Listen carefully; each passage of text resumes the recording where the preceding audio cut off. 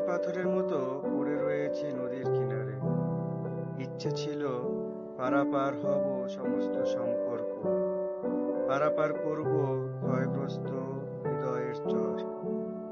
আর বোধহয় পাহাড় হওয়া হলো না, জলতল মাপতে মাপতে পার হয় মাঝি।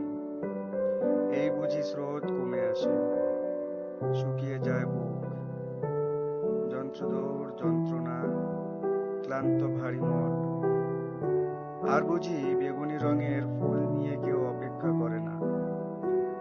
তবু গোধূলির রাধা আকাশ, গাছে ভেড়া সাদা বকের ঝাঁক, উনুন থেকে মার ভাতের গন্ধ, মায়াবী চন্দ্রটান, ব্যাস এইটুকুই।